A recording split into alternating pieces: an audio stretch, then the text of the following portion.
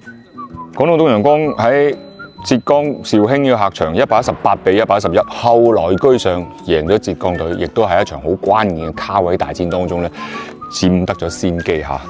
呢一場比賽對於廣東隊嚟講，其實係一場非典型嘅比賽嚟嘅。點解呢？嗱，因為我哋都知道廣東隊一般贏波嘅話，三分線嘅表現會唔錯啦，籃板亦都會唔錯啦，咁樣基本上呢個基本盤就形成嘅啦。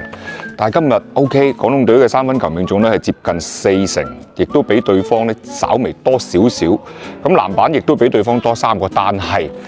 三分球方面咧，其實最準嗰個係而家已經做助理教練嘅任駿飛。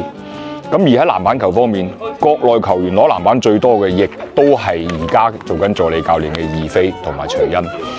老實講，二飛喺第4節嘅表現真係令到好多廣東隊嘅球迷咧會睇到眼濕濕，因為一個30幾歲嘅老將喺一場高強度嘅比賽當中，喺關鍵時刻各種穩定嘅中距離投射，然之後猶如鬼魅一樣嘅入撩底線嘅一個保攬，跟住好關鍵嘅一啲嘅籃板，呢啲全部都係二飛佢喺呢個緊要嘅時刻做出嚟嘅事嚟嘅。咁當然啦，另外一部分就係今日嘅呢場比賽，亦都睇得出徐恩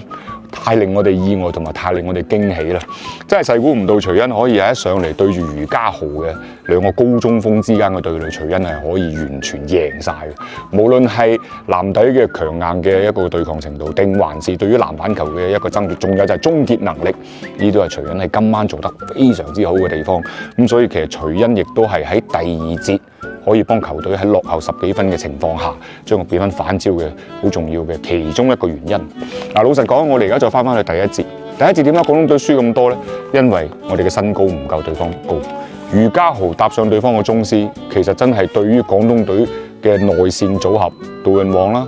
摩蘭特啦，係有一個壓嘅一個嘅高度嘅優勢喺度。所以佢哋喺第1節好多做出嚟嘅就係利用內線嘅優勢，為外線創造空間，而好準嘅約基咧，就喺外圍咧頻頻施射，再加上連中絲都可以喺外面射到3分，就令到廣東隊嘅防守非常之被動啦。咁好在嘅係咧，見到咁嘅情況之下，杜鋒非常之果斷咁去變陣，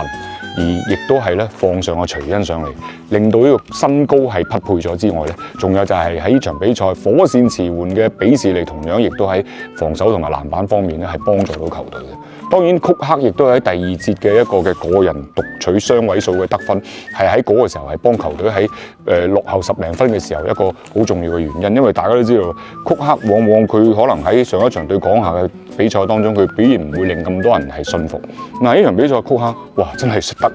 喎，上嚟又係3分，又係啲高難度嘅中距離。咁啊，其實就已經睇到喺第3節咧，其實廣東隊喺雙外援嘅一個嘅陣容當中，其實係已經係完勝對方。但係最關鍵嘅第4節啦，第4節其實順風順水嘅，但係點知張浩嘉嘅喺防守端嘅一啲嘅唔專注啊、漏人啦，同埋包括成啲球隊弱質嘅防守嘅唔係做得唔夠嘅情況下，睇住嗰個嘅分差係有一個雙位數嘅，但係鑑生係俾浙江隊係追翻上嚟，甚至乎係俾阿約基咧連續幾次嘅3分投射反超比分。呢個時候我哋又有另外一個阿克出咗嚟，貝克一上嚟連得5分，瞬間將個比分攀平，同埋及後的而且確就好似我一開始講嘅二飛嘅好穩陣嘅籃板球同埋中距離，同埋就徐恩再上嚟之後，同樣亦都喺內線就幫到手嘅情況下，再加上徐傑啦咁等等呢啲球員嘅一啲嘅表現啊，真係可以喺一個柯橋呢個客場咧全身而退，好唔容易啊！真係好唔容易，呢場比賽真係睇到現場嘅球迷就大起大落啦，咁我就好刺激啦。但係我哋都睇到就係廣東隊嘅球員，特別係年輕嘅球員，可以喺一場咁有含金量嘅高端局當中咧，鍛鍊到自己之餘，亦都攞到場勝利。咁啊，當然肯定會有好多令更多嘅不足，所以先會令到呢場比賽咧顯得係咁刺激。咁但係亦都希望球隊就可以係好好地去總結呢場比賽呢啲嘅不足，然之後翻主場咧就繼續係有一個好嘅表現啦。咁啊，最後咧其實我都想講講胡椒仔。胡椒仔今日真係對老實講喺進攻端嘅表現就真係唔係咁好啦。Field goals 5射0中，3分球4射0中，但係咧老實講有一講一嚇，喺佢進攻唔好嘅情況下，但係其實第4節上到嚟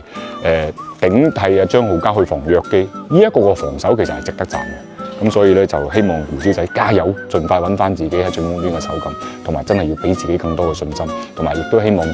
廣大球迷啦，其實支持胡椒仔啦，好嘛？咁好啦，咁啊今期福本咁先，下期再見，拜拜。